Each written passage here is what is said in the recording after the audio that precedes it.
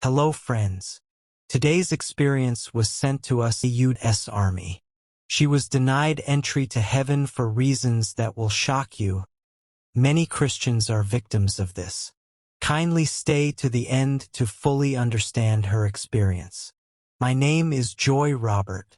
I remember the first time I saw a soldier. It was during a 4th of July parade in my hometown. That night, I couldn't stop talking about the soldiers. I mimicked their salute, made up stories about where they might be headed, and begged my parents for a toy soldier set. My dad, always supportive, laughed and said, "Looks like we've got a little patriot on our hands." In the years that followed, my fascination only grew. I watched every war movie I could find, devouring tales of courage and camaraderie. My favorite was Saving Private Ryan. I'd sit on the edge of my seat, imagining myself as part of the team, charging into battle for a noble cause. By the time I was 10, I had turned my bedroom into a makeshift barracks. My bedspread was camouflage, my shelves lined with model tanks and toy soldiers. I'd spend hours in the backyard, crawling through the dirt with my toy rifle, issuing commands to an imaginary squad. But my parents, devout and disciplined, were less than thrilled. "It's fine to play," my mom would say, "but don't forget what's important." By important, she meant church, prayer, and following the rules. I, however, struggled with their discipline. My dad was a stickler for chores, and my mom had a strict, no-nonsense policy when it came to grades and behavior. I often felt like they cared more about rules than letting me dream. Even then, I knew their rules came from love, but it felt suffocating. The more they pushed, the more I pulled away, dreaming not just of the army but of the freedom I imagined it would bring. As I entered my teenage years, the clash with my parents' values became inevitable.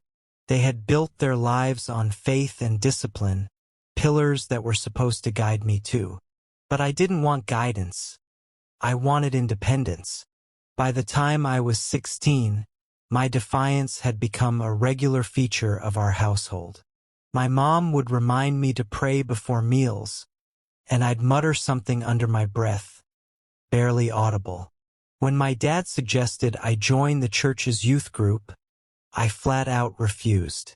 One Sunday morning, I skipped church entirely. Instead, I took the family car and went joyriding with some friends.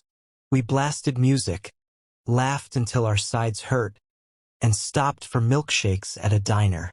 For those few hours, I felt free, completely free. Deep down, I knew my parents only wanted what was best for me.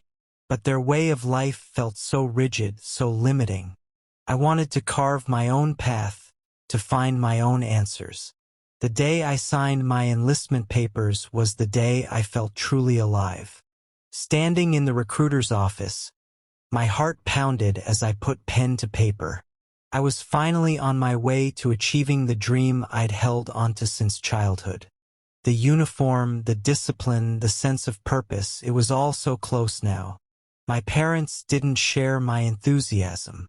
My dad said nothing when I announced my decision, but the lines on his face deepened. Basic training was everything I'd imagined and more. The long runs, the drills, the camaraderie, it was tough, but it felt like home. For the first time, I was surrounded by people who understood my ambition, who didn't lecture me about faith or discipline outside of the job. But once I got through training and entered active service, the freedom hit me like a tidal wave. No curfews, no church services, no one telling me how to live my life. The news came on an ordinary Tuesday. I had just finished a morning drill and was wiping sweat from my brow when I was called into the commander's office. He told me my parents were involved in a car accident that claimed their lives. The funeral was a blur of faces and voices.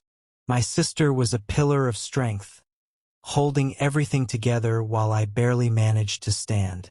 People offered their sympathies, telling me how proud my parents were of me, how they always talked about my achievements. Each word was like a knife twisting deeper into my chest. Proud? How could they be proud when I had pushed them away for years? Visiting my sister was meant to be a break, a chance to reset after everything that had happened. She had always been the grounded one, the glue that held us together even when I drifted away. She welcomed me with open arms, no questions asked, no judgment. One evening, after dinner, I decided to go for a drive. The air felt heavy inside the house, thick with memories and unspoken grief. "I just need some air," I told my sister as I grabbed the car keys. She nodded but hesitated, as if she wanted to say something. I rolled down the windows as I drove, letting the cool evening breeze wash over me.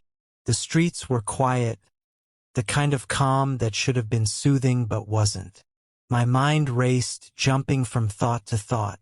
My parents, the things I should have said, the weight of regret pressing harder with every mile. The curve in the road came faster than I expected. I was going too fast, lost in my thoughts. By the time I saw it, it was too late. The tires screeched as I tried to swerve, but the car spun out of control. The impact was deafening. Everything slowed down as if I were outside my body, watching the scene unfold. When the car finally stopped, I was pinned in the driver's seat. Blood trickled down my face, and the world around me blurred. I could hear distant voices, someone shouting for help, but it felt far away, like a scene from a movie I wasn't really in. I looked up, and for a brief moment, I saw the sky through the shattered windshield. It was darker than I remembered, but there was a strange light that seemed to grow brighter by the second. My body felt heavier, and yet something inside me felt like it was being lifted, pulled gently away. And then, just like that, everything went quiet. The voices, the sirens, the pain, they all faded, and I felt myself slipping further away, leaving behind the broken shell of who I was. I felt weightless, like I was floating, though I couldn't tell where I was. The chaos of the accident, the pain, the sound of sirens, all of it had vanished. In its place was an overwhelming sense of stillness. Then there was the light. It started as a faint glow, distant and soft, but it grew steadily brighter. It wasn't harsh or blinding. It was warm, comforting, like stepping into the sun on a crisp morning. The closer it came, the more I felt an unexplainable peace wash over me, easing the ache in my heart. As the light enveloped me, the scene around me shifted. The weightlessness remained, but I felt myself standing on solid ground, though it didn't feel like earth. Ahead of me was a massive gate, intricate and radiant, with patterns that seemed to shimmer and shift as if alive. Beyond the gate was a beauty I couldn't fully comprehend. Soft fields bathed in a golden glow, a horizon that seemed to stretch forever, and a sense of joy that was tangible, almost like a song I could feel in my soul. Standing before the gate was a figure, luminous yet distinct. His presence was unlike anything I had ever experienced. He radiated love, yet his eyes, kind and piercing, seemed to see straight through me. Though he didn't say a word, I knew who he was. "Jesus," I whispered, the name escaping my lips as if it had always been there, waiting for this moment. My gaze shifted beyond him, and my breath caught. I saw them, my parents. They were standing in the distance, radiant and whole, their faces lit with joy. They weren't looking at me but at the figure before me, their expressions full of love and reverence. I instinctively knew where I was. This wasn't just a beautiful place, it was heaven. And yet, I felt an invisible barrier between me and the gate, between me and them. Tears welled up in my eyes as I realized the truth. I didn't belong here, not yet, not as I was. Seeing my parents filled me with a mix of emotions I couldn't untangle. They looked so vibrant, so full of life and joy, as though all the burdens they carried on earth had been lifted. My father's face, once lined with worry, was now peaceful. My mother, whose eyes had always held a sadness for me, now radiated pure light. They were standing together, hand in hand, looking out over the vast expanse of heaven. They hadn't noticed me yet, and maybe that was for the best. I wasn't sure I could bear the look on their faces when they realized I was on the other side of the gate. It wasn't until I turned back to the figure standing before me that the weight of rejection hit me. His gaze wasn't angry or harsh. It was full of sorrow, and that hurt more than any words could have. "Please," I whispered, my voice trembling. "Let me in." There was no response, but I didn't need one. The truth was already unfolding inside me, clearer and heavier with every passing moment. I looked at the gate again, at the brilliance beyond it, and at my parents who seemed so far away now. "I'll change," I said, my voice rising. "I'll do better. Just give me a chance." The figure didn't speak, but in the silence I understood. This wasn't about promises or efforts. It was about something deeper, something I had ignored all my life. And then, like a flood, the realization washed over me. Salvation wasn't something I could earn. It wasn't about being good or trying harder. It was about accepting Him, surrendering to His love, something I had resisted my entire life. I fell to my knees, the weight of my choices pressing down on me. "I didn't know," I cried, though even as I said the words, I knew they weren't entirely true. My parents had tried to tell me. My mother's prayers, my father's quiet faith. They had pointed me to this truth all along. But I had turned away, convinced I didn't need it. Now, standing at the gate with everything laid bare, I finally understood what they had been trying to show me. Salvation wasn't about the life I wanted to live. It was about the one I was called to live through Him. And I had missed it. Tears streamed down my face as I looked at the gate, its brilliance both inviting and unyielding. The figure before me, Jesus, stood in silent sorrow, His gaze full of love but firm in its truth. "Please," I cried, my voice cracking. "Let me in. I'll do anything. I'll change. Just give me another chance." As I knelt before the gate, weeping, I felt a shift in the atmosphere. My attention was drawn to a path veering away from the light. It was shrouded in darkness, its edges jagged and foreboding. Figures moved along it, their forms weighed down by an invisible burden. Their faces were twisted in pain and despair, their cries echoing in the distance. The further they went, the darker the path became, until it disappeared into a void so black it seemed to swallow all hope. I recoiled, my heart pounding. I didn't need anyone to tell me where that path led. I knew instinctively that it was the place my parents had prayed I would never go, the place of eternal torment. "No," I whispered, shaking my head. "Please no. Don't send me there."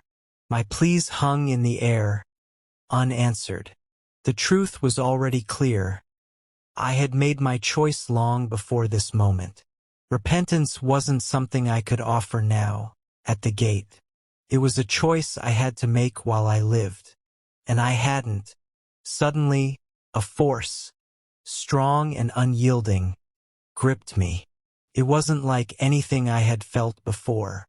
It was as if something was tugging at my very soul, pulling me away from the light, away from the gate, away from everything I had seen. I tried to hold on, to resist, but the pull was too strong. My body felt as though it were being yanked back through an invisible thread, stretching and snapping me away from the peace I had felt. I reached out one last time, desperate, but the light was slipping away, vanishing as quickly as it had come. With a gasp, I woke up. My eyes shot open, and everything around me was a blur. The sterile smell of a hospital room, the beeping of machines, the distant murmur of voices. I blinked, disoriented, not fully comprehending where I was. Then the pain hit me, sharp and jarring, as I realized I was lying in a bed, hooked up to tubes and monitors. My body ached, my head throbbed, but it wasn't the physical pain that overwhelmed me. It was the deep, aching awareness that I had just returned from somewhere I couldn't explain. I lay there, my heart racing, trying to make sense of what had happened. The memory of the gate, of my parents, of the truth I had learned. It all flooded back. I had been given a glimpse of eternity, of what lay beyond this life. And I had been rejected. All right, friends. This brings us to the end of today's experience. Kindly like and share this video with your friends and families. Kindly subscribe to our channel and turn on your notification bell icon to be the first to get updated anytime we upload a new experience sent to us. Remain blessed.